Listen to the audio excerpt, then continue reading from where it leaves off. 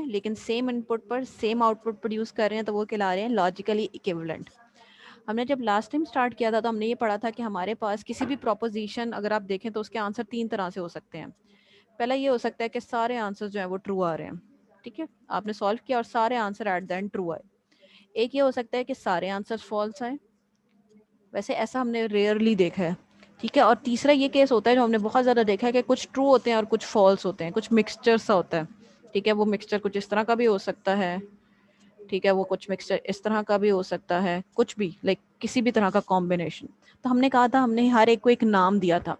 हमने कहा था जब सब ट्रू होते हैं, ठीक है, तो ये चीज़ कहलाती है टोटोलॉजी,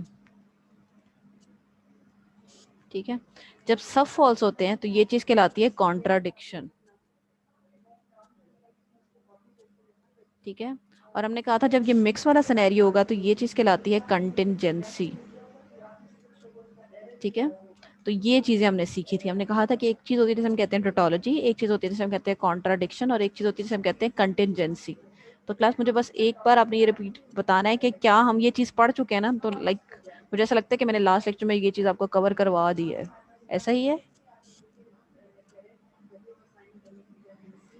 जी स्टूडेंट्स? नहीं करवाई, चलें हम फिर इसको डिटेल में देखते हैं।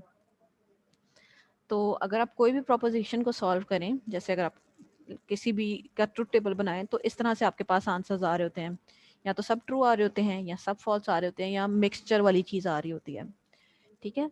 तो वो जिसके सब आंसर्स ट्रू होते हैं वो कहलाती है टोटोलॉजी, वो जिसके सब आंसर फॉल्स होते हैं वो कहलाती है कॉन्ट्राडिक्शन, और वो जिसके अंदर कुछ मिक्सचर्स आपके पास मौजूद होता है ये चीज़ कहलाती है आपके पास कंटिंजेंसी, ठीक है।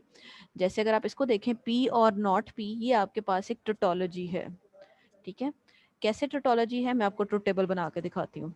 तो जब आप पी और नॉट पी का ट्रुथ टेबल बनाएंगे तो ये आपके पास पी आ गया, ये आपके पास नॉट पी आ गया, और आपने इसके अंदर निकालना है और, ठीक है। जब पी ट्रू होगा तो नॉट पी फॉल्स होगा, ठीक है, और जब पी फॉल्स होगा तो नॉट पी आपके पास ट्रू होगा। जब आप इसको सॉल्व करेंगे, ट्रू और फॉल्स आपके पास ये ट्रू आ जाएगा, इसी तरह से फॉल्स और ट्रू ये भी आपके पास ट्रू आ जाएगा, यानी आपके पास ऑल आंसर्स ट्रू आ रहे हैं, ठीक है। तो ये चीज़ क्या कहलाई, ये वाली प्रोपोजिशन कहलाई टोटोलॉजी, ठीक है, ये टोटोलॉजी कहलाएगी। इसी तरह से अब आपके पास एक केस ये भी हो सकता है जिसमें सारे आंसर्स फॉल्स आए, ठीक है। अब वो सारे आंसर्स फॉल्स कब हो सकते हैं, जैसे अगर मैं आपके सामने एक और ट्रुथ टेबल बनाऊं, ये जी है पी, यह है नॉट पी, और मैं निकाल रही हूँ पी एंड नॉट पी। यहाँ पे मेरे पास ट्रू है, यहाँ पे मेरे पास फॉल्स है, इधर फॉल्स आ जाएगा, इधर ट्रू आ जाएगा। जब मैं उसका नॉट ले लूंगी और यहाँ पे जब मैं इसको एंड करूंगी तो ये फॉल्स हो जाएगा, ये भी फॉल्स हो जाएगा।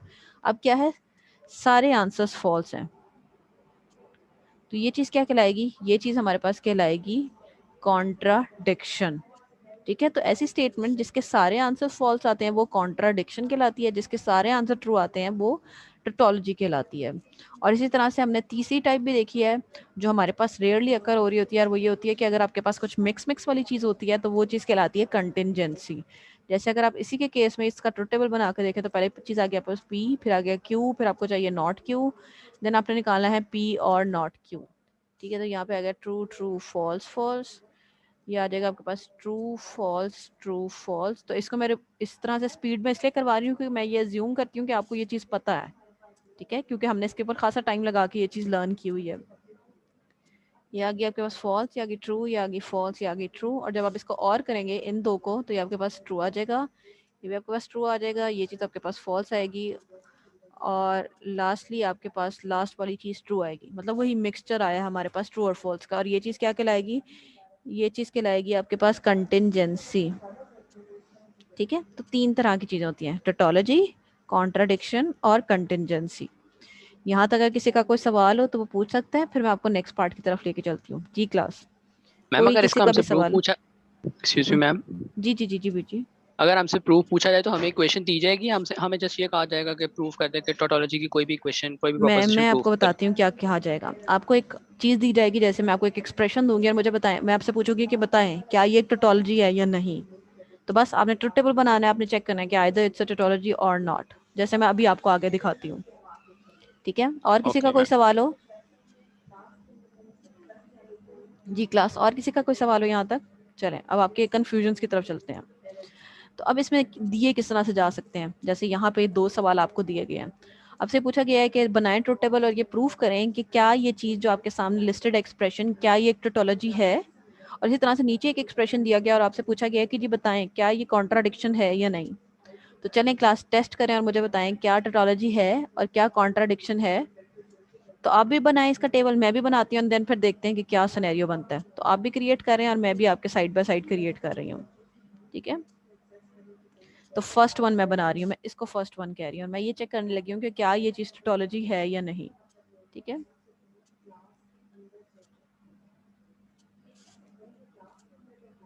तो पहले पी आ जाएगा, देन क्यू आ जाएगा, देन ब्रैकेट की तरफ जाएंगे, पी इम्प्लाइज क्यू, देन ये वाली पूरी ब्रैकेट जो कि कह रही है जी पी इम्प्लाइज क्यू निकालें पहले, देन इसको एंड करें विद पी, ठीक है।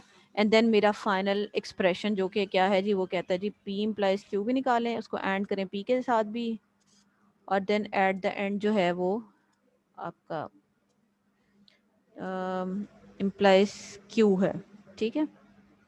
तो ये पूरे एक्सप्रेशन को मैं सॉल्व करने जा रही हूँ। अगर हम सॉल्व करेंगे तो वही वाली बात, 2 ट्रू आ जाएंगे, 2 फॉल्स आ जाएंगे, देन यहाँ पे आपके पास ट्रू आएगा, यहाँ फॉल्स आएगा, यहाँ ट्रू आएगा, यहाँ फॉल्स आएगा। इम्प्लीकेशन में पता है एक ही केस फॉल्स होता है, जब फ्रंट की तरफ फॉल्स होता है और पीछे की तरफ ट्रू होता है, यानी ये वाला केस। तो यहाँ पे आपके पास फॉल्स आएगा, यहाँ पे ट्रू आएगा, यहाँ पर भी ट्रू आएगा और यहाँ पर भी ट्रू आ जाएगा, ठीक है। स्पीड में करवाने का रीज़न ये है कि मैं ये अज्यूम करती हूँ और मुझे इस बात पे यकीन है कि ये चीज़ आपको पता है, क्योंकि हमने इसको बहुत टाइम लगा के इस चीज़ को लर्न करना सीखा था। नेक्स्ट क्या कहा जा रहा है कि P implies Q and P करना है, यानी इस वाली चीज़ के दरमियान में और इस वाली चीज़ के दरमियान में आपने करना है एंड। जब आप एंड करेंगे तो टी एंड टी होता है, टी एंड एफ होता है, एफ एंड टी भी आपके पास एफ होता है और एफ एंड टी भी आपके पास एफ ही होता है। एंड में सभी केसेस ट्रू होने चाहिए, ठीक है। अब क्या करना है जी, इसको इम्प्लीकेशन है क्यू के साथ, ठीक है। आपने एक चीज का बहुत ध्यान रखना है जब आपने इम्प्लीकेशन को सॉल्व करना है, और वो ये है कि इम्प्लीकेशन की डायरेक्शन, ठीक है, इम्प्लीकेशन की डायरेक्शन जो है वो मैटर करती है। अगर आप इसको इस डायरेक्शन में सॉल्व करें, यानी आपने अब जो नेक्स्ट सॉल्व करना है वो ये सॉल्व करना है कि आपने इस वाले पॉइंट को लेना है और इस वाले पॉइंट को लेना है और इनके दरमियान में इम्प्लीकेशन कंप्यूट करनी है। अगर आप इस डायरेक्शन में इम्प्लीकेशन कंप्यूट करेंगे तो वो करेक्ट है, क्योंकि पहले कहा गया कि पहले इस चीज को लें देन इस साइड पे चेक करें, क्यू की साइड पर।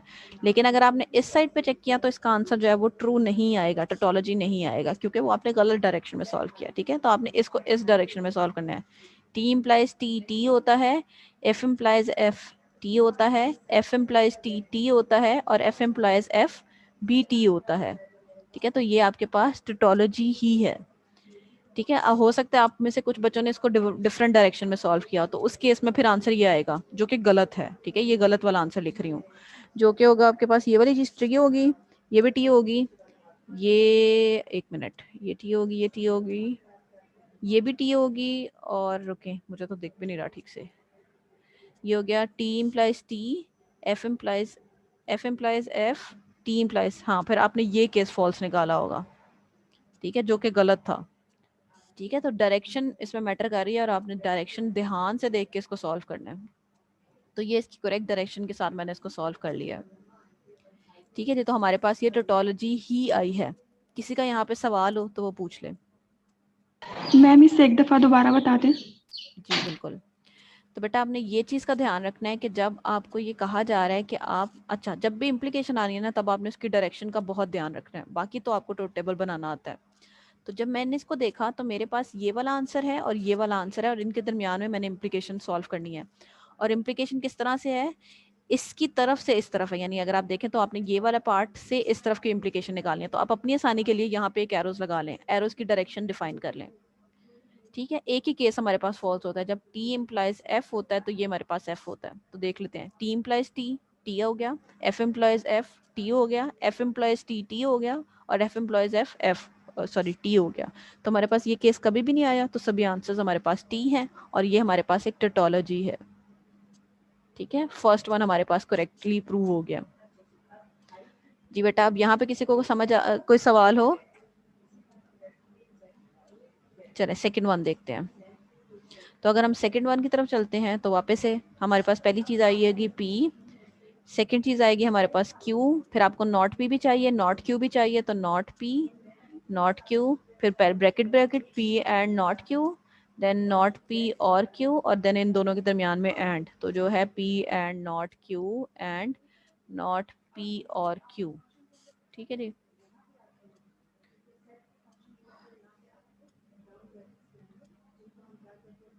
ठीक है जी, अब हम इसको क्विकली सॉल्व करके देखते हैं कि क्या हम ये कॉन्ट्राडिक्शन है या नहीं। इसी तरह से कंटिंजेंसी के लिए भी हो सकता है, जहाँ पे आपसे ये पूछा जाए बताएं ये कंटिंजेंसी है या नहीं, तो आपको ये बस ये पता होना चाहिए कंटिंजेंसी होती क्या है, फिर आप इजीली सॉल्व कर सकते हैं। तो जैसे हम ट्रुथ टेबल बनाते हैं, 2 true 2 false, then first true then false, then first true then false. एक चीज़ का बहुत ध्यान रखना है, स्टार्ट अगर करें ट्रू से तो सभी ट्रू से स्टार्ट करने हैं, अगर स्टार्ट करें फॉल्स से तो सभी फॉल्स से स्टार्ट करने हैं, नहीं तो फिर हो सकता है कि आप उसको अंदर बनाते हुए कुछ मसला कर दें। तो नॉट भी ले रहे हैं तो इसकी ऑपोजिट आ जाएगा, तो यहाँ पर भी एफ आ जाएगा, यहाँ पर भी एफ आ जाएगा, यहाँ टी और यहाँ टी। जब आप इसका निगेट करेंगे तो यहाँ एफ आ जाएगा, यहाँ टी आ जाएगा, यहाँ एफ आ जाएगा और यहाँ टी आ जाएगा। अब नेक्स्ट आपसे ये कहा जा रहा है कि पी एंड नॉट क्यों निकालें, यानी इसको लें और इसको लें और इनके दरमियान में एंड कंप्यूट करें। तो टी एंड एफ एफ ही होता है, टी एंड टी टी होता है, एफ एंड एफ एफ होता है, एफ एंड टी आपके पास एफ ही होता है। तो हमने ये कंप्यूट कर लिया। नेक्स्ट कहा जा रहा है कि नॉट क्यू और क्यू निकालें, इन दोनों को कंप्यूट करें। ठीक है, नॉट पी और क्यू, तो एक ट्रू होना लाजमी है, तो एक ट्रू है यस, दोनों फॉल्स हैं फॉल्स, एक ट्रू हमें मिल गया यस, एक ट्रू में मिल गया यस, तो हमने ये भी कंप्यूट कर लिया। लास्टली ये कहा जा रहा है कि इन दोनों को पकड़ें और एंड करें। तो अगर आपके पास एंड में सभी ट्रू होने लाजमी है, तो सभी ट्रू नहीं है फॉल्स, सभी ट्रू नहीं है फॉल्स, सभी ट्रू नहीं है फॉल्स, सभी ट्रू नहीं है फॉल्स, तो ये आपके पास कॉन्ट्राडिक्शन है। ठीक है, क्योंकि सारे आंसर जो है वो फॉल्स हैं। ठीक है बेटा, यहाँ पर अगर किसी को भी कोई सवाल हो तो वो मुझसे पूछ सकता है और हम फिर इसको जो है वो डिटेल में वापस से डिस्कस कर सकते हैं। जी स्टूडेंट्स, कोई सवाल हो यहाँ तक? ठीक है बेटा, तो ये एक कॉन्ट्राडिक्शन है। किसी का कोई भी सवाल हो तो वो हैंड रेस करके पूछ सकता है। जी क्लास,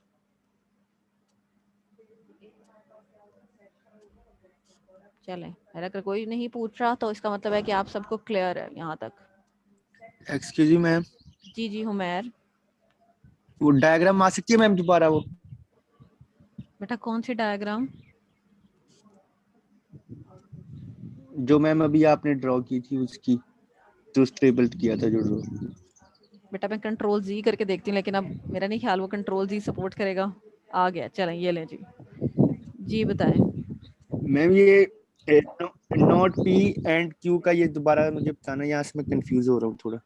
देखिए बेटा आपने अच्छा, अगर हम इसको थोड़ा सा, किधर गया एनोटेशन, कलर स्वैप करके चेंज बताती हूँ। अच्छा बेटा देखिए करना क्या है, पी एंड नॉट क्यू निकालना है। ये आपके पास नॉट क्यू है, ये वाला कॉलम। मैम नॉट पी का मैं कह रहा हूँ। नॉट पी निकालना सीखना चाह रहे हैं? एंड क्यू, इससे अगला ma'am. Not P and Q, अच्छा इन दोनों के दरमियान में और निकालना है बेटा, और लिखा हुआ है। Okay ma'am. ठीक है, अब तो समझ आ गई ना, टी और ये और कंप्यूट कर रहे हैं। ठीक है, और में एक भी ट्रू हो तो मसला हल हो जाएगा। तो टी और एफ टी, एफ और एफ एफ, टी और टी टी, और एफ और टी टी, एक ट्रू होना लाजमी है। ठीक है, वाई गेस आपने सिंबल उसको गलत देखा है। Okay ma'am. ठीक है जी। जी बेटा और किसी का कोई सवाल हो यहाँ तक? चलें मैं अब इसको क्लियर कर देती हूँ। आई होप, चलें ये एक बहुत अच्छी बात है कि कंट्रोल जी ही ऑप्शन होती है, नहीं तो फिर बिल्कुल ही कुछ भी एक्सेसिबल ना हो वंस यू आर डन। चलिए जी क्लास, व्हाट नेक्स्ट? नेक्स्ट है वापस से हमारा लॉजिकल इक्विवेलेंस का कॉन्सेप्ट, और आज हमने मेजरली इसी चीज़ के ऊपर जो है वो काफ़ी सारा काम करना है कि हम कैसे प्रूव कर सकते हैं कि दो डिफरेंट एक्सप्रेशन लॉजिकली इक्विवेलेंट हैं। ठीक है, आज हमारा मेजरली सारा काम इसके ऊपर है, और इवन नेक्स्ट लेक्चर का भी सारा काम इसी बात पर होगा कि हम कैसे प्रूव कर सकते हैं कि एक चीज़ जो है वो लॉजिकली इक्विवेलेंट है। लॉजिकल इक्विवेलेंस का मतलब आपको समझ आता है, और जो भी हमने सीखा है कि लॉजिकल इक्विवेलेंस का मतलब ये है कि अगर आपके पास एक एक्सप्रेशन हो, जैसे मैं एक एक्सप्रेशन लिखती हूँ, ठीक है, और इसी तरह से आपके पास दूसरा एक्सप्रेशन हो, अगर इन दोनों एक्सप्रेशन का आंसर एग्जैक्टली सेम आ रहा है तो ये दोनों एक्सप्रेशन कहलाएंगे लॉजिकली इक्विवेलेंट। हालांकि एक्सप्रेशन डिफरेंट है लेकिन आंसर अगर सेम प्रोड्यूस कर रहे हैं, सेम इनपुट पर सेम आंसर दे रहे हैं और ऐसा सभी इनपुट्स के लिए है, तो ये चीज़ कहलाती है लॉजिकल इक्विवेलेंस। और लॉजिकल इक्विवेलेंस को शो करने के लिए आप ये 3 इक्वल सिंबल्स जो है वो इस्तेमाल करते हैं, जो ये रिप्रेजेंट कर रहा होता है कि ये वाला एक्सप्रेशन और ये वाला एक्सप्रेशन जो है वो लॉजिकली इक्विवेलेंट है, सिमिलर है। ठीक है, अब लॉजिकल इक्विवेलेंस का फायदा क्या होता है? लॉजिकल इक्विवेलेंस का फायदा ये होता है कि आपको सिंप्लीफिकेशन में हेल्प आउट कर रहा होता है। ठीक है, जब भी आप किसी भी एक्सप्रेशन को सिंप्लीफाई करते हैं तो हमने देखा है कि हम जो है वो लॉजिक गेट्स बना रहे होते हैं। तो अगर कितना आसान हो जाए कि आपको एक बहुत बड़ा सर्किट, बहुत बड़ी सी एक दी गई है एक्सप्रेशन, आप उसको पहले सिंप्लीफाई कर लें। अब उसका सिंप्लीफाइड वर्जन और उसका ओरिजिनल वर्जन दोनों लॉजिकल इक्विवेलेंट है, तो आप चाहे वो एक्सपैंडेड वर्जन का बना लें सर्किट, या उसके एक जो स्मॉलेस्ट वेरिएंट आया है, सिंप्लीफाइड वेरिएंट आया है, उसका सर्किट बना लें, बात तो एक ही जैसी होगी ना। तो हम जो है सिंप्लीफिकेशन के पर्सपेक्टिव को देखने के लिए हम लॉजिकली इक्विवेलेंस वाली चीज को जो है कर सकते हैं। अब मैं आगे जाके आपको दिखाती हूँ कि ये दोनों कैसे लॉजिकली इक्विवेलेंट है। ठीक है, तो अगर आप मजीद इसको देखते हैं तो यहाँ पर आपको एक एक्सप्रेशन दिया गया और आपसे ये पूछा गया है कि बताएं कि जी क्या ये लॉजिकल इक्विवेलेंट है। तो मैं अभी जो आपको एक्सप्रेशन लिखा था मैं वो सॉल्व करके बता देती हूँ। आई होप मैंने यही लिखा था जी क्लास, ऐसा ही लिखा था, या हो सकता है यहाँ पे मैंने सिंबल डिफरेंट इस्तेमाल किया हो। तो दोनों ही एक तरह की चीजें हैं। ठीक है, चले मैं अगर मैं इसको सॉल्व करती हूँ कि ये कैसे लॉजिकल इक्विवेलेंट है, तो मेरे पास पहली चीज आ गई P, फिर मेरे पास आ गया Q। ठीक है, फिर मुझे नॉट P भी चाहिए, नॉट Q भी चाहिए। आंसर्स बेटा आप लोगों ने मुझे बताने हैं, मैं सिर्फ टेबल का एम्पटी क्रिएट करूंगी और आप में से कोई मुझे जो है वो आंसर बता रहे होंगे। ठीक है, तो रेडी रह जाएं। जिसको मैं कहूंगी माइक ऑन करने का वो मुझे माइक अनम्यूट करके मुझे बताएगा कि क्या आंसर आया है।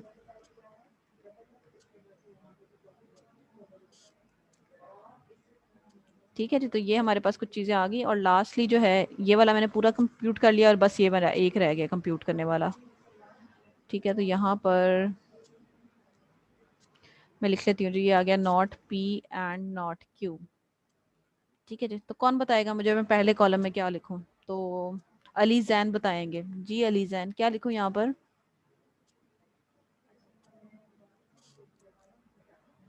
जी बेटा अली जैन। ठीक है, फिर मैं नाम नोट डाउन करती जाती हूँ जिनकी आज अटेंडेंस लगने वाली है।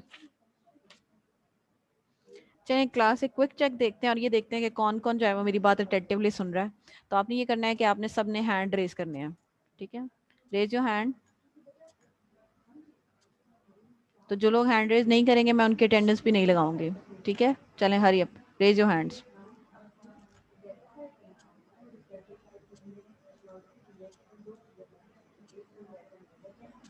चलें जी क्लास, मैंने तो स्निप करके रख लिया कौन कौन अवेलेबल नहीं था, तो पहले इन्हीं को पूछ लेते हैं। जी बेटा गौहर नदीम।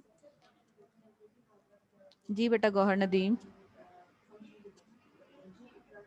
जी बेटा हमजा शहबाज। जी मूसा। जी मोहम्मद नुमान। मैम मैंने दो जगह से ज्वाइन किया, मोबाइल से भी और लैपटॉप से भी, इसलिए मैंने अपने मोबाइल से कर दिया था एड्रेस। अच्छा ठीक है। जी बेटा मोहम्मद शाहजेब। जी शाहजेब। जी जईम। ठीक हो गया, मैंने नोट डाउन कर लिया है, इनकी तो आज अटेंडेंस नहीं लगने वाली। बस अब 1 मिनट रुके, बल्कि मैं इसको चलो मैं इसको पेस्ट बाद में करती हूँ। चलिए जी क्लास, अब मुझे अब कौन बताएगा? जो अवेलेबल है उनमें से कोई भी एक रैंडम बता सकता है। अब सब अपने हैंड लोअर कर सकते हैं और कोई भी एक जो मुझे आंसर देना चाहे वो अपना माइक अनम्यूट करके मुझे बता सकता है कि फर्स्ट कॉलम के अंदर क्या लिखा जाए। Ma'am true true and false false. Very good. चलिए जी नेक्स्ट कौन बताएगा मुझे? Ma'am true false true true false. False. Very good. चलिए नेक्स्ट कौन बताएगा मुझे? Ma'am false false false false true true. FFTT। जी बिल्कुल बिल्कुल ऐसे ही, FFTT। नेक्स्ट कौन बता रहा है मुझे? false true false true false true. बिल्कुल फॉल्स ट्रू होगा, इसको ऑपोजिट कर रहे हैं। चलें जी, मुझे ज़ईम बताएंगे। ज़ईम ने अब फाइनली, ज़ईम को होश आ गया। ज़ईम बताएं जी क्या आंसर है यहाँ पर? यस मैम, ये पी और क्यू का ट्रू ट्रू आएगा, ट्रू, और ट्रू फॉल्स का ट्रू आएगा, फिर ट्रू हम्म। और फॉल्स।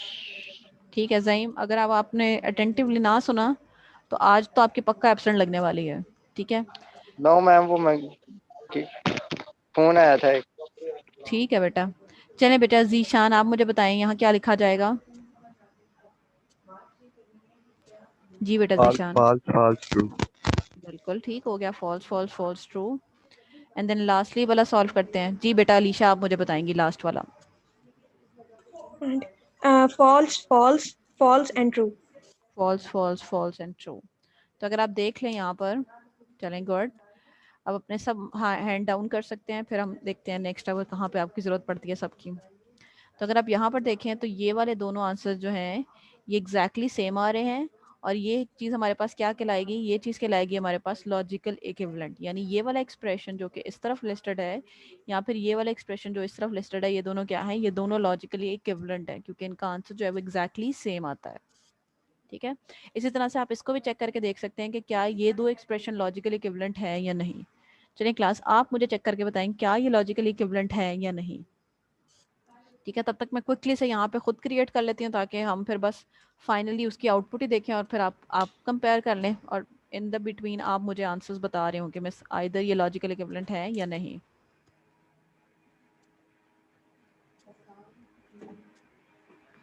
ठीक है जी, तो मैं इसको रेस कर लेती हूँ, जो पार्ट मुझे नहीं चाहिए। हो गया, चलें, वेरी गुड, ग्रेट। तो बताएं क्या आंसर आया आपके पास? यस मैम, ये Ma'am, इक्विवेलेंट है। ये equivalent है मैम। चलें गुड, चलें मैं भी बनाती हूँ, फिर हम देखते हैं। तो आपकी तो बहुत स्पीड अच्छी है, आपने मुझसे भी पहले बना लिया। P इम्प्लाइज Q आ गया मेरे पास, नॉट P मेरे पास ऑलरेडी कंप्यूटेड है, तो मुझे नॉट P और Q ही निकालना है। P इम्प्लाइज Q मेरे पास आएगा T, F, T और T, ठीक है? ऐसे ही होगा ना? Yes ma'am. ठीक है, और लास्टली मुझे अब चेक करना है इन दोनों के दरमियान, और तो ये T होगा, ये F होगा, ये T होगा और ये T होगा। तो ये T, F, T और T। वापस से देखें, एग्जैक्टली सेम आउटपुट आ रही है सेम इनपुट पर, तो ये दोनों भी क्या हैं? ये लॉजिकली इक्विवेलेंट है, ठीक है? तो हमने अभी तक सिर्फ और सिर्फ इतना सीखने की कोशिश की है कि लॉजिकल इक्विवेलेंस होती क्या है, और हमने इसके लिए जो है वो पहले भी बहुत सारी दफ़ा चीज़ों को सॉल्व किया हुआ है, ठीक है? अगर आप याद करें तो 1.2 के स्टार्टिंग पे भी हमने इस हवाले से डिस्कशन की थी कि what is actually logical equivalence. तो आई होप ये पॉइंट तो आपको कंप्लीटली क्लियर हो चुका है कि लॉजिकल इक्विवेलेंस होती क्या है। इसी तरह से 3 वेरिएबल्स के दरमियान में भी लॉजिकल इक्विवेलेंस हो सकती है, और ये एग्जांपल तो हम पहले कर भी चुके हैं जब हमने 3 वेरिएबल्स के साथ देखा था। तो हमने कहा था जी ये वाला, अगर आप देखते हैं ये वाली केस, ये वाली लाइन, ओके, अगर आप ये वाली लाइन देखते हैं या फिर ये वाली लाइन देखते हैं, तो दोनों का आंसर जो है एग्जैक्टली सेम है। और अगर आप थोड़ा सा रिकॉल करें तो हमने ये इसको सॉल्व भी किया था जब बहुत सारे ट्रू थे और एंड वाले 3 फॉल्स थे, और हमने कहा था जी कि ये दोनों भी लॉजिकल इक्विवेलेंट है। तो लॉजिकल इक्विवेलेंट आप कितने भी नंबर ऑफ वेरिएबल्स पे टेस्ट कर सकते हैं, लेकिन अब मसला क्या आएगा? आपको कोई मसला दिख रहा है इसके अंदर? जी स्टूडेंट्स, कोई मसला जो आपको लग रहा हो कि अच्छा लॉजिकल इक्विवेलेंस चेक करते वक्त हमें एक ये मसला आ सकता है, या ट्रुथ टेबल बनाते वक्त हमें एक ये पर्टिकुलर मसला आ सकता है? जी students. Ma'am truth value same है, लेकिन इनकी जो लॉजिकल ऑपरेशंस है ना, ये जो ऑपरेशन ऑपरेटर ये डिफरेंट है। अच्छा, तो उससे मेजरली फर्क नहीं पड़ता। मसला मैं आपको समझाती हूँ कि मसला क्या आएगा। अगर मैं लेट्स से आपको कहूँ कि जी ये चेक करके बताएं क्या ये लॉजिकल इक्विवेलेंट है, ठीक है?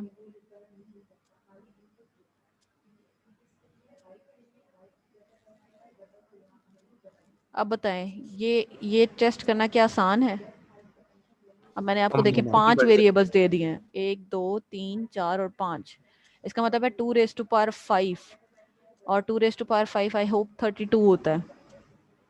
तो 32 रोज के साथ आप उसको मैनिपुलेट कर रहे हैं। चलिए 32 तो फिर भी आप बना लेंगे। लेट्स से यहाँ पे मैंने 10 वेरिएबल्स लिख लिए हैं, दैट मीन 2⁻10, 1024 रोज। अब इसको कैसे डील करेंगे? ये तो बहुत ही मसला वाली चीज हो गई। इसका मतलब है कि कोई ऐसी टेक्निक होनी चाहिए जो सिंप्लीफिकेशन में या मुझे इक्विवेलेंस प्रूव करने में हेल्प कर रही है, और आज एक्चुअली में हम उसी टेक्निक को टारगेट करने वाले हैं कि ऐसी कौन सी टेक्निक है जिसके थ्रू हम ये काम कर सकते हैं कि आपको जो है पर्टिकुलरली एक कुछ रूल्स वगैरह हों जिनको आप अप्लाई करते जाएं, और आप जो है वो लॉजिकल इक्विवेलेंस प्रूफ कर सकें except the use of truth table. ठीक है, तो आज हम ट्रुथ टेबल के अलावा भी इक्विवेलेंस देखने की तरफ जाएंगे। ठीक ठीक है, और मैंने उसकी मोटिवेशन बिल्ड कर दी, और मोटिवेशन ये है कि अगर आपके पास बहुत सारे वेरिएबल एक एक्सप्रेशन के अंदर आ जाते हैं, इसका मतलब है बहुत सारी रोज इन ट्रुथ टेबल, तो लेट्स से 8 16 तक और इवन 32 तक तो मैनेजेबल है, लेकिन उसके बाद ये चीज़ें जो है बहुत ज़्यादा मैनेजेबल नहीं है। इसलिए हम एक और टेक्निक भी सीखेंगे जो हमें इस चीज़ में हेल्प आउट करेगी कि हम लॉजिकल इक्विवेलेंस प्रूव करें। ठीक है, ये वाला वो टेबल है जो हम ऑलरेडी प्रूव करके देख चुके हैं कि ये दोनों लॉजिकल इक्विवेलेंट है ट्रुथ टेबल से। ठीक है, अब हम आ जाते हैं अपनी एक्चुअल चीज़ के ऊपर कि हम ये कैसे प्रूव कर सकते हैं जस्ट बाय यूजिंग लॉज। तो अब मैं आपको डायरेक्टली उस चीज़ की तरफ लेकर आती हूँ। तो ये कुछ इस तरह का आज हम काम करने वाले हैं, इस तरह की चीज़ को लर्न करने वाले हैं। और इस तरह की चीज़ को लर्न करने से पहले जो है वो हम कुछ रूल्स देख लेते हैं। तो बेटा ये एक टेबल आपकी बुक में भी अवेलेबल है और ये कुछ लॉज हैं, ये लॉजिकल इक्विवेलेंसेस हैं जो आपके पास मौजूद हैं। हर लॉजिकल इक्विवेलेंस का एक नाम है और इन्हीं को इस्तेमाल करते हुए जो है हम चीज़ों को प्रूव करेंगे। अब यहाँ पे मैं कुछ बेसिक चीज़ें आपको बिल्ड करने की कोशिश करती हूँ, and then over the time जैसे जैसे हम मज़ीद करते रहेंगे तो फिर आपको मज़ीद इन चीज़ों की समझ आना शुरू हो जाएगी। तो सबसे पहले हम देखते हैं बहुत ही आसान वाला। चलिए जी, ये देखते हैं। तो अगर किसी भी चीज़ का आप 2 दफ़ा नॉट लें तो वो ओरिजिनल बन जाती है। जैसे अगर मैं एक एक्सप्रेशन है p is equals to 2 + 2 is equals to 4, अगर आप इसको निगेट करेंगे तो ये आपके पास क्या बन जाएगा, ये बन जाएगा 2 + 2 इज नॉट इक्वल्स टू 4। लेकिन अगर आप इसको दोबारा से निगेट करते हैं यानी नॉट p लेते हैं तो आपके पास क्या बन जाएगा, आपके पास वापस ओरिजिनल स्टेटमेंट बन जाएगी 2 + 2 इज इक्वल्स टू 4। ऐसा ही है। तो अगर आप किसी भी चीज़ को 2 बार निगेट करें तो वो ओरिजिनल बन जाती है। तो ये रूल है और इस रूल का नाम है डबल निगेशन लॉ, यानी निगेशन से कैंसिल हो जाती है और आपके पास ओरिजिनल चीज़ जो है वो बच जाती है। ठीक है, तो इसको हम कहते हैं डबल निगेशन लॉ। तो आपने ये ध्यान रखना है कि जो भी लॉ आप देखें उसका एक नाम याद रखने की कोशिश करनी है आपने। ठीक है, और ये रूल हमारे पास बहुत दफ़ा इस्तेमाल होने लगा है, जिसका नाम क्या है, डबल निगेशन लॉ। चलें, एक हमने अभी तक ये देख लिया। दूसरा एक आसान देखते हैं जो है De Morgan law. De Morgan law आप पहले भी पढ़ चुके हैं यूनियन इंटरसेक्शन में। अगर आप थोड़ा सा रिकॉल करें, जब आप सेट्स पढ़ते थे तो आपने डी मॉर्गन लॉ पढ़ते थे। अब यहाँ पे डी मॉर्गन लॉ कैसा है, ये इस तरह से है। अगर आपके पास पी और क्यू है और इसके बाहर नॉट है, तो जब आप इसको सॉल्व करेंगे तो आपके पास क्या आंसर आएगा। तो जब आपका नॉट है ये इस ब्रैकेट के ऊपर अप्लाई हो जाएगा। तो अगर इस वाले सिंबल के ऊपर नॉट नहीं है तो इसके साथ नॉट आ जाएगा, और अगर नॉट है तो नॉट हट जाएगा। ठीक है, ये आपका सिंबल जो है ये फ्लिप हो जाएगा और फ्लिप होके ये एंड में चला जाएगा। अगर यहाँ पे एंड होगा तो वो और में चला जाएगा, और अगर और होगा तो वो एंड में चला जाएगा, और इधर भी आपके पास नॉट आ जाएगा। ठीक है, तो ये चीज आपके पास कहलाती है डी मॉर्गन लॉ। ठीक है, डी मॉर्गन लॉ और के लिए भी एग्जिस्ट कर रहा होता है और आपके पास एंड के लिए भी एग्जिस्ट कर रहा है। जैसे मैं अगर इसको सॉल्व करूंगी तो मेरा ये नॉट अंदर आ जाएगा तो नॉट पी बन जाएगा, ये एंड है तो ये और में कन्वर्ट हो जाएगा, और यहाँ पर भी मेरे पास नॉट क्यू आ जाएगा। तो मेरे पास डी मॉर्गन लॉ दोनों एंड और के लिए भी एग्जिस्ट करते हैं। तो हमने दूसरा जो रूल देखा है वो डी मॉर्गन देखा है। ठीक है, अभी तक हमने कौन कौन सा रूल देखा है, हमने डबल निगेशन देखा है और डी मॉर्गन देखा है। ठीक है, अभी हम डी मॉर्गन को आगे इस्तेमाल करेंगे ना तो फिर हम इसके वेरिएंट्स को भी देखेंगे कि अच्छा लेट्स से अगर ऐसे आ गया है या लेट्स से ऐसे आ गया तो कैसे अप्लाई करेंगे। ठीक है, अभी यहाँ तक सवाल है मेरे ख्याल से। जी जी पूछें। मैम ये एंड और में कैसे फ्लिप हुआ मैम, ये मुझे समझ नहीं आई। बेटा ये डी मॉर्गन हमने इस पर अप्लाई किया ना, जब भी किसी भी चीज के ऊपर डी मॉर्गन अप्लाई होता है ना तो उसका जो सिंबल होता है वो फ्लिप हो जाता है, यानी आपका जो और होता है वो कन्वर्ट हो जाता है एंड में, और एंड जो होता है वो कन्वर्ट हो जाता है और में। डी मॉर्गन में इस तरह से हम काम करते हैं। जैसे अगर आप थोड़ा सा रिकॉल करें तो आपका यूनियन इंटरसेक्शन में चेंज हो जाता था और इंटरसेक्शन यूनियन में चेंज हो जाता था। ये बिल्कुल वही वाली चीज है, बस मैम यहाँ ये पे। एक्सोर पे भी अप्लाई होगा? अच्छा, ये सिर्फ और सिर्फ एंड और के लिए एग्जिस्ट करता है। डी मॉर्गन सिर्फ और सिर्फ एंड और के लिए एग्जिस्ट करता है, इसके अलावा किसी और के लिए एग्जिस्ट नहीं करता। ठीक है, जो दो यहाँ पे लिस्टेड है इनके अलावा किसी और के लिए ये एग्जिस्ट नहीं करता। यानी अगर आप कहते हैं कि जी यहाँ पे अगर एक्सोर आ जाए या इम्प्लीकेशन आ जाए या बाय कंडीशनल आ जाए तो उनके लिए ये डी मॉर्गन लॉ एग्जिस्ट नहीं करता। ठीक है जी, अच्छा चलें कुछ और रूल देखते हैं। तो ये वाला देखते हैं, कम्यूटेटिव लॉ। अगर आप कम्यूटेटिव लॉ को देखते हैं तो ये तो मेरे ख्याल से आपको भी समझ आती है। जरा देखें क्या बता रहा है कम्यूटेटिव लॉ। कोई बताना चाहेगा कम्यूटेटिव लॉ क्या बता रहा है हमें? मैम कम्यूटेटिव में उल्ट होता है। बिल्कुल, ये बिल्कुल इसी तरह से अगर आप 1 + 2 करें तो इसका आंसर भी 3 आता है, और 2 + 1 करें तो उसका आंसर भी 3 ही आएगा। ठीक है, यानी आप P और Q निकालें या Q और P निकालें तो आंसर सेम होगा। इसी तरह से P एंड Q निकालें या Q एंड P निकालें, आंसर सेम ही होगा। ठीक है, लेकिन ये इधर एग्जिस्ट नहीं करता। मुझे बताएं क्या ये चीज एग्जिस्ट करती है? No, ma'am. नहीं, ऐसा नहीं है। जब आप P इम्प्लॉइज Q निकालते हैं और Q इम्प्लॉइज P निकालते हैं तो इनका आंसर डिफरेंट आता है, तो इसके लिए एग्जिस्ट नहीं करता। लेकिन एंड और के लिए ये चीज जो है वो कम्यूटेटिव लॉ एग्जिस्ट करता है। ठीक है, चलें नेक्स्ट देखें एसोसिएटिव लॉ। और मुझे बताएं एसोसिएटिव लॉ कैसे काम कर रहा है। ये सब लॉ पहले आप किसी ना किसी शक्ल में देख चुके हैं।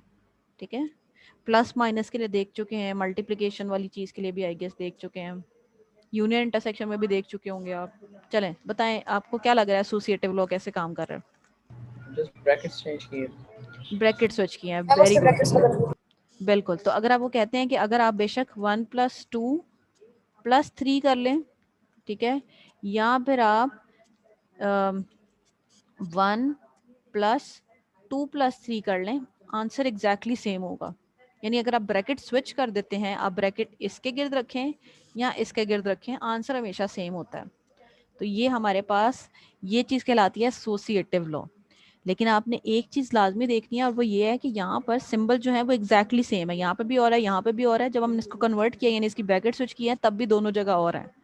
और जब हमने ऐड किया है इसी तरह से सेम तरह के सिंबल एग्जिस्ट करने चाहिए। तो यानी हम वो कह रहे हैं कि अगर आपके सेम तरह के सिंबल्स हैं, ठीक है, तो आप ब्रैकेट स्विच कर सकते हैं और स्विच ब्रैकेट कर सकते हैं और ये बिल्कुल सही आंसर देंगे दोनों। इन दोनों में से जो मर्जी को सॉल्व कर लें। ठीक है, अब जरा डिस्ट्रीब्यूटिव देखें, डिस्ट्रीब्यूटिव कैसे काम कर रहा है।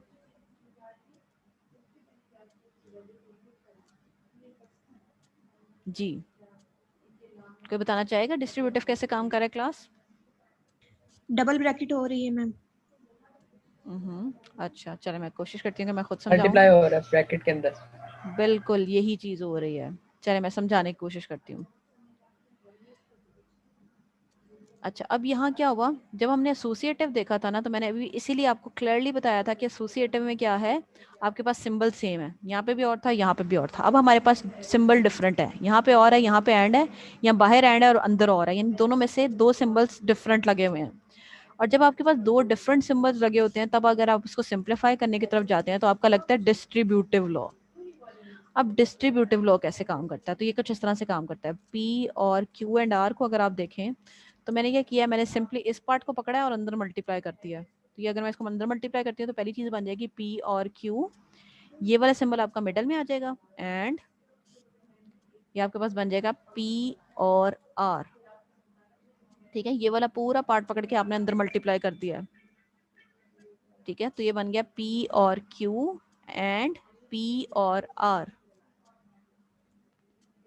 ठीक है जी क्लास, समझ आइए ये कैसे हो रहा है। अगर हम दूसरी तरह से देखें P एंड Q और R को, चलें आप इसको डिस्ट्रीब्यूट करके बताएं क्या आंसर आएगा।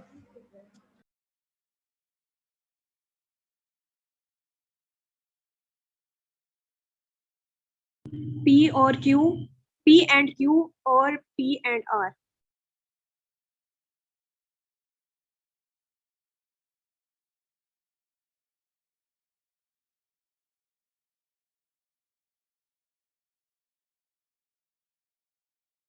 जी क्लास, तो आप इसको सॉल्व करें, फिर मैं आपसे पूछती हूँ। आज चैट में मुझे बताएं क्या आंसर आ रहा है।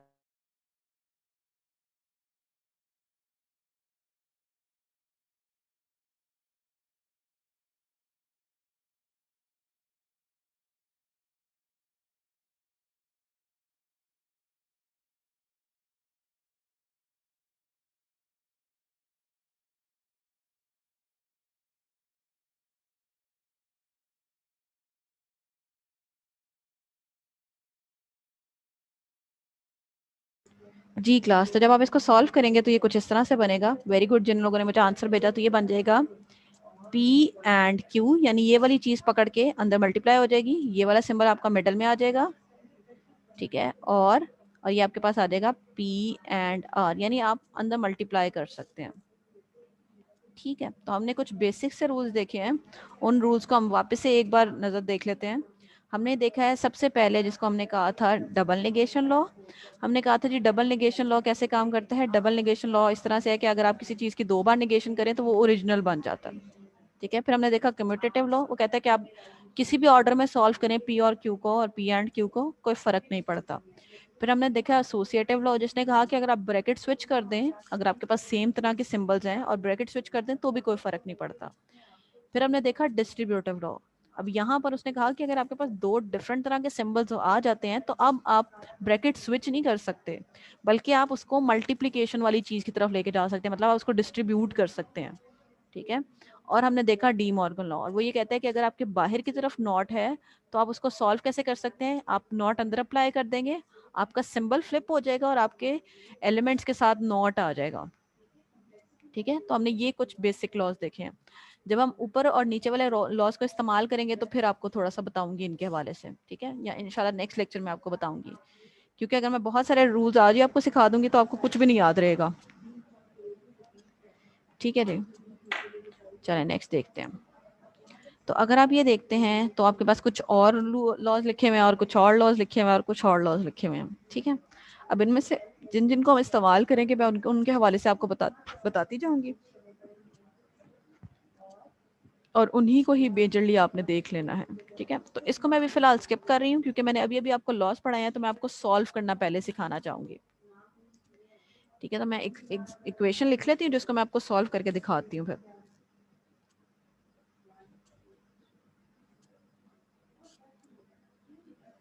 ठीक है जी, चलें हम इसको सॉल्व करके देखते हैं। अब आपने इसको बहुत ही ध्यान से सीखना है क्योंकि ये अब काफी ट्रिकी होने वाली हैं चीजें अगर आप इसको अभी सही से नहीं सीखेंगे तो अब आपसे ये कहा जा रहा है कि आप ये चेक करें कि क्या नॉट P इम्प्लाइज Q, क्या ये लॉजिकल इक्विवेलेंट है P एंड नॉट Q के। तो अभी थोड़ी देर पहले अगर आप रिकॉल करें तो हम इसको ट्रुथ टेबल से प्रूव कर चुके हैं कि ये दोनों लॉजिकल इक्विवेलेंट हैं, लेकिन अब हमने प्रूव करना है बाय यूजिंग लॉजिक लॉज, ठीक है। लॉजिक लॉज को इस्तेमाल करते हुए हमने प्रूव करना है। अब ये नया डिफरेंस है और ये वही लॉजिक लॉज हैं जो मैंने अभी आपको सिखाए हैं, ठीक है जी। तो अब मैं वापस से आपको थोड़ा सा दिखाती हूँ कि ये कहाँ से मैं ये रूल्स पिक करके ला रही हूँ। तो सबसे पहले आपके पास अभी तक जो इक्वेशन है वो है कुछ इस तरह की, ठीक है। आपके पास जो मौजूद है चीज वो है नॉट P इम्प्लाइज Q। अब इम्प्लीकेशन के ऊपर तो नॉट अप्लाई नहीं हो सकता, ये तो हमने सीख लिया है। इम्प्लीकेशन के ऊपर नॉट अप्लाई नहीं हो सकता, नॉट अप्लाई होता है सिर्फ एंड और के ऊपर। इसका मतलब है कि आपको इसका कोई ऐसा रिप्लेसमेंट ढूंढना है जिसमें एंड या और आ जाए ताकि आपका मसला हल हो जाए। तो देखिए इसके अंदर से मैं इसकी जगह क्या लिख सकती हूँ, आपको क्या लगता है। तो ये वाला रूल हमें अलाउड नहीं है क्योंकि ये तो एक्चुअल में उसकी वो चीज होगी ना। इसके अलावा देखें, आपने सिर्फ इस पार्ट को देखना है। आपने देखें आप इस पार्ट को किससे रिप्लेस कर सकते हैं ताकि उसके ऊपर ये निगेशन अप्लाई हो जाए। जी क्लास, पहले वाले के साथ। पहले वाले के साथ, बिल्कुल। तो ये हमारे पास एक रूल एग्जिस्ट करता है जो कहता है कि P इम्प्लाइज Q किसके इक्विवेलेंट है, वो इक्विवेलेंट है नॉट P और Q के। चलिए मैं वापस से लेके जाती हूँ व्हाइट बोर्ड की तरफ और आपको वापस से सिखाती हूँ।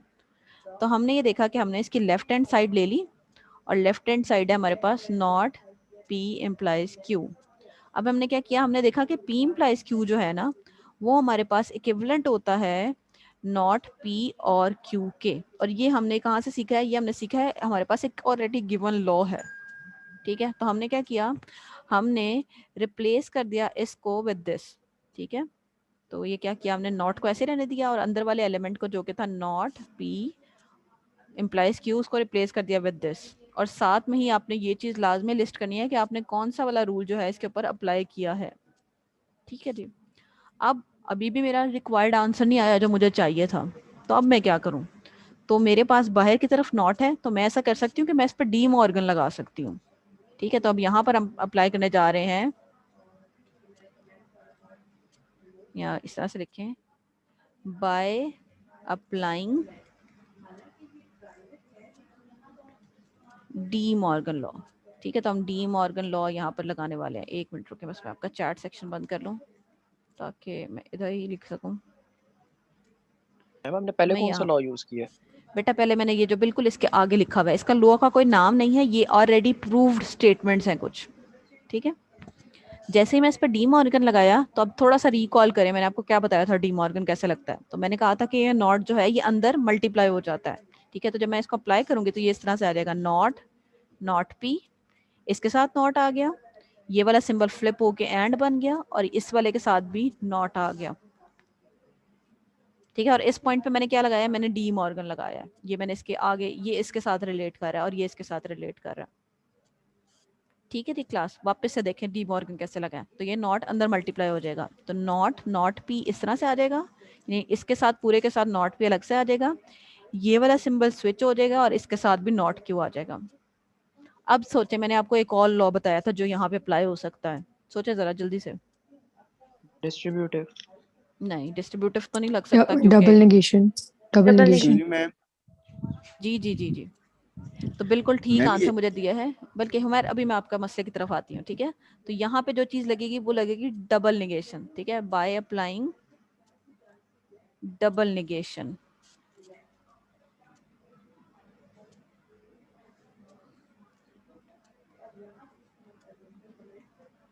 मैम हम ये एक ही स्टेप में नहीं कर सकते थे? बेटा वो अगर एक ही स्टेप में कर देते तो फिर हमें कैसे पता चलता है ये प्रूफ कैसे हुआ है, ठीक है। तो प्रेफरेबल ये करना है कि आप हर स्टेप को एलैबोरेटिवली करें, और अगर मैं एक ही स्टेप में कर दूंगी तो फिर आपको भी तो नहीं ना समझ आएगा, तो मुझे फिर उसको थोड़ा सा करना ही पड़ेगा। तो ये डबल निगेशन इस पे अप्लाई होगी, तो ये खाली बच जाएगा पी, ये एंड एज इट इज आ जाएगा, ये not Q as it is आ जाएगा। और अगर आप अब देखें तो ये आपकी वही राइट हैंड साइड आ गई है जो आपको चाहिए थी, और आपका प्रूफ हो गया है, ठीक है। मैं इसको रिपीट करती हूँ, रिपीट करने के बाद फिर आपके सवाल लेती हूँ, ठीक है। अगर आप इसको देखें तो प्रूफ कैसे करना था, प्रूफ इस तरह से करना था कि आपने सबसे पहले, आपके पास बाहर नॉट लगा हुआ है और अंदर इम्प्लीकेशन है। अब इम्प्लीकेशन के ऊपर आप नॉट अप्लाई नहीं कर सकते, ये तो मैंने आपको क्लियर कट बता दिया है। नॉट अगर बाहर ब्रैकेट के हो तो वो सिर्फ एंड पे अप्लाई हो सकता है और पे अप्लाई हो सकता है। तो हमने अपने आंसर को देखते हुए और साथ में ही नॉट को देखते हुए एक ऐसे सिंबल की तरफ शिफ्ट करना है, एक ऐसी जगह पे शिफ्ट करना है जिसके अंदर और या एंड आ रहा हो। तो मैंने आपको टेबल दिखाया और मैंने कहा जी ये वाली सबसे बेस्ट ऑप्शन है जो मैंने इसके आगे स्टेट कर दिया, ठीक है। कि हम अगर ये इस्तेमाल करते हैं तो हमारा मसला जो है वो काफ़ी हद तक हल होने की तरफ आ गया। तो मैंने ये वाला रूल लगाया, तो मैंने पी इम्प्लाइज क्यू को जो है वो इस वाली चीज़ से रिप्लेस कर दिया। बाकी ये नॉट भी ऐसा रहा, ये ब्रैकेट भी ऐसे रही, और ये सिर्फ अंदर वाला पार्ट स्विच हो गया, ठीक है। अब जब मेरा ये काम हो गया तो मैंने ये देखा जी ये मेरा तो आंसर अभी भी स्टिल सेम नहीं है, इसका मतलब है मैं इसके ऊपर कुछ और अभी स्टिल अप्लाई कर सकती हूँ। और वो क्या था, जब भी नॉट बाहर होगा तो आपने सिर्फ मतलब लाइक आंखें बंद करके उसके ऊपर डी मॉर्गन लगा देना है, ठीक है। जब भी नॉट बाहर होगा तो आपने उसके ऊपर मेजॉरिटी ऑफ द टाइम उस पर डी मॉर्गन से आपका काम जो है वो हल हो जाएगा। तो डी मॉर्गन जब आप लगाएंगे तो आपका ये नॉट मल्टीप्लाई होके इसके साथ भी आ जाएगा, तो ये मैंने लिख दिया, ये वाला सिंबल स्विच हो जाएगा और इसके साथ भी आपके पास नॉट आ जाएगा। अब आपने जब देखा तो इधर दो नोट आ गए थे, तो आपको मैंने बताया कि जब भी दो नोट इकट्ठे आ जाते हैं तो वो कैंसिल आउट हो जाते हैं, और वो कैंसिल आउट किसके थ्रू होते हैं, वो होते हैं डी मॉर्गन लॉ के थ्रू। तो मैंने इससे कैंसिल आउट करके बस पी लिख दिया, ये एंड लिख दिया, ये नॉट क्यू लिख दिया। जब मैंने देखा तो एक्चुअली में यही मेरी रिक्वायर्ड चीज़ थी और मेरा मसला हल हो गया। तो मैंने प्रूफ करना सीखा बाय यूजिंग लॉजिक लॉज। सवाल,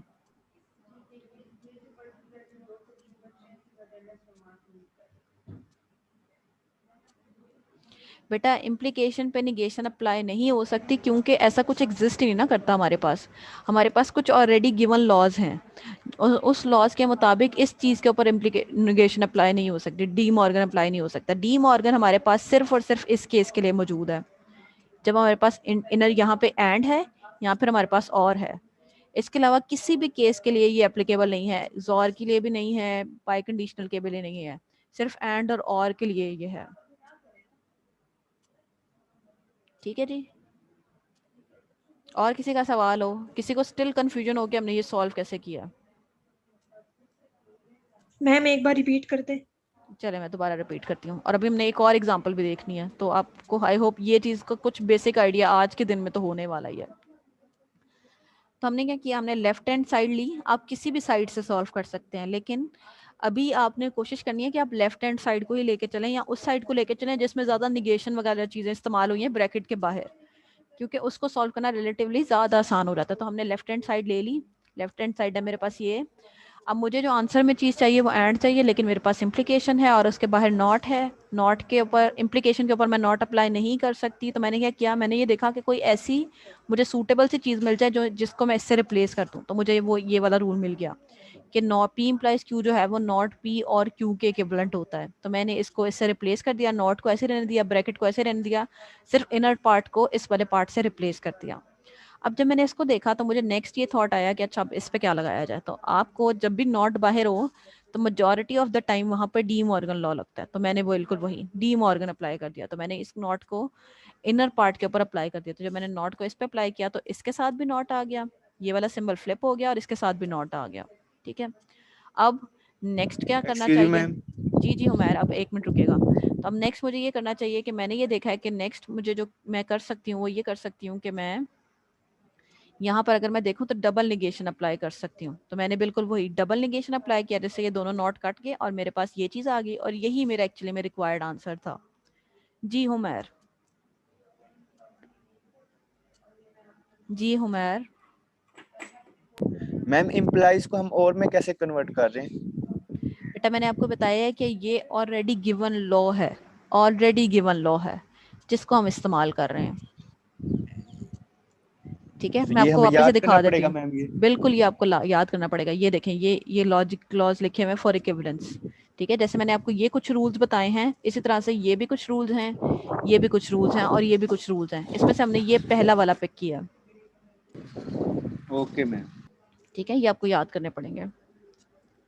ठीक है जी क्लास, तो ये वाली चीज आई होप आपको समझ आ गई होगी। एक और एग्जांपल देखते हैं और उसके बाद जो है फिर हम ये बैक ट्रैक करेंगे तो ये वाली चीज सीखेंगे। तो मैं इसको जल्दी से क्विकली सवाल को नोट डाउन कर लेती हूँ और फिर हम इसको सॉल्व करते हैं। और इसको सॉल्व करते वक्त भी आपने बहुत ध्यान से चीज़ों को सुनना है ताकि आप जो है बहुत ध्यान से सॉल्व कर सकें। और मैं ये साथ में देख लूं कि आपके लिए कुछ होमवर्क दिया जा सकता है आपको। बिल्कुल नहीं दिया जा सकता।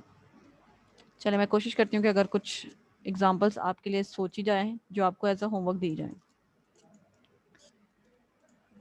चलिए जी क्लास, अब हम एक और प्रॉब्लम को सॉल्व करने जा रहे हैं। ये प्रॉब्लम आपको रिलेटिवली आसान लगेगी क्योंकि इसमें मेजरली ज़्यादा चीज़ें हैं नहीं इस्तेमाल करने के लिए। यहाँ भी हम देखते हैं तो सॉल्व करते हैं तो पता चलेगा। तो हमारे पास ये चीज़ है नॉट पी और नॉट क्यू। आई गेस मैंने गलत नोट डाउन किया है, बस 1 मिनट दीजिएगा क्लास में नोट डाउन क्वेश्चन कर लूँ फिर हम बस चलते हैं सॉल्व करने। तो ये है नॉट पी एंड क्यू।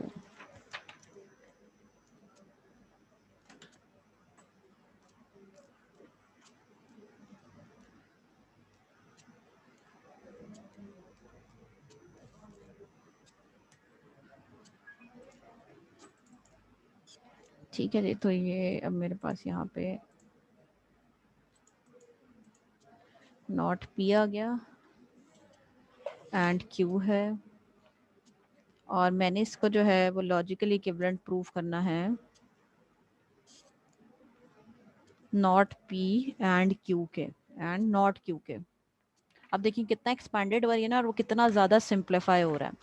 तो वापस से ऑब्वियसली एक्सपेंडेड वर्जन को उस वर्जन में चेंज करना आसान है, तो हम लेफ्ट हैंड साइड ले लेंगे जो कि मेरे पास ये आ गई नॉट पी और नॉट पी एंड क्यू।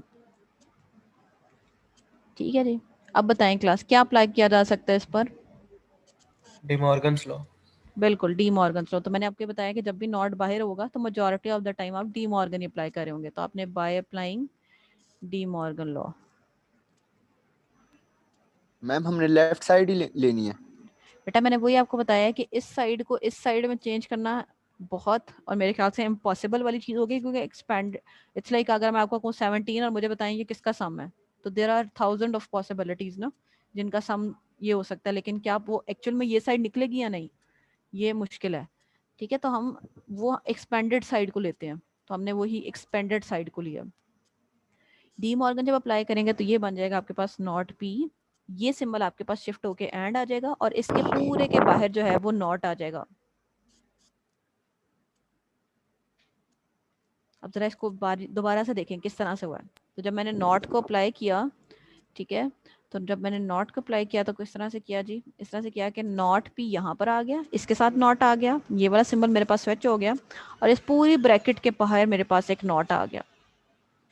ठीक है जी। अब क्या करेंगे, अब दोबारा से सोचे क्या डबल करेंगे। डबल नेगेशन लो। डबल नेगेशन तो अप्लाई नहीं हो सकता अभी। देखिए ऐसा थोड़ी ना है कि नॉट पी वाला केस है, अभी ऐसा केस तो आया ही नहीं है, ये इस पूरी ब्रैकेट के बाहर नॉट है। डी मॉर्गन लॉ मल्टीप्लाई हो जाएगा। तो वापस मैम से हम डी डिस्ट्रीब्यूटिव मॉर्गन लगाएंगे, वापस से डी मॉर्गन लगाएंगे।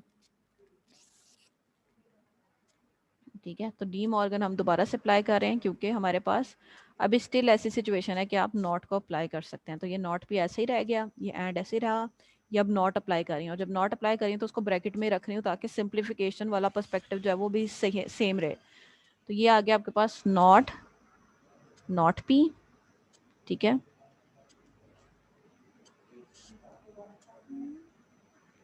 ठीक है, तो ये मेरे पास नॉट पी बन गया। ये एंड जो है ये मेरे पास और में स्विच हो जाएगा, और ये जब नॉट क्यू पे अप्लाई होगा तो ये आपके पास नॉट क्यू आ जाएगा। वापस से देखें तो यहाँ पर मैंने नॉट अप्लाई किया तो नॉट अंदर गया, तो यहाँ पर नॉट पी आ गया, ये एंड और में शिफ्ट हो गया, और इसके साथ नॉट नहीं था तो इसके साथ हमने नॉट लगा दिया। ठीक है, अब देखें क्या लग रहा है। Double negation. बिल्कुल, अब हम लगाएंगे डबल निगेशन। ठीक है, तो आप वो पूरा लिख लीजिएगा कि जी अप्लाइंग डबल निगेशन लॉ। तो अब जब मैं डबल निगेशन लगाऊंगी तो ये मेरे पास इस तरह से बचेगा, नॉट पी एंड पी और नॉट क्यू। ठीक है, अब देखिए अब कौन सा रूल लग सकता है, जरा सोचें इसके ऊपर, थोड़ा सा दिमाग लगाएं। जी क्लास, कौन सा रूल लगा सकते हैं हम। डी मॉर्गन रख सकते हैं फिर। अब डी मॉर्गन नहीं लग सकता। रीजन ये है कि अब नॉट के साथ सिर्फ इसके साथ नॉट है और किसी ब्रैकेट के बाहर नॉट नहीं है, तो डी मॉर्गन तो नहीं लग सकता। अब हमने देखा था कि जब भी हमारे पास ऐसे हो जाएगा कि ब्रैकेट वाला सिनेरियो हो जाएगा तो हम डिस्ट्रीब्यूटिव। या तो कम्यूटेटिव लगा सकते हैं बिल्कुल, या डिस्ट्रीब्यूटिव लगा सकते हैं। यहाँ पे कम्यूटेटिव तो नहीं लग सकता क्योंकि दोनों सिंबल जो है वो डिफरेंट है। इसका मतलब है कौन सा रूल लगेगा, डिस्ट्रीब्यूटिव लगेगा। तो डिस्ट्रीब्यूटिव कैसे लगेगा, आप इस वाले पार्ट को पूरा पिक करेंगे और उसको अंदर मल्टीप्लाई करते जाएंगे, तो ये कुछ इस तरह से बनेगा, नॉट पी एंड पी, ये वाला सिंबल आपका मिडल में आ जाएगा, और आ जाएगा नॉट पी, यानी ये वाली चीज पूरी, एंड इसके साथ नॉट क्यू, और ये हमने लगाया है डिस्ट्रीब्यूटिव लॉ।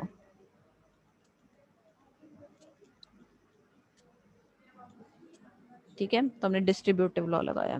यहाँ तक समझ आ गया, तो हमने इसको पकड़ा है, इसके साथ मल्टीप्लाई कर दिया, ये सिंबल आपका मिडल में आ गया और इसको पकड़ा है और इसके साथ मल्टीप्लाई करके लिख दिया। अब अगर अपना आप फाइनल आंसर देखते हैं तो वो क्या है, वो आपका फाइनल आंसर ये है जो आपके पास यहाँ पे मौजूद है।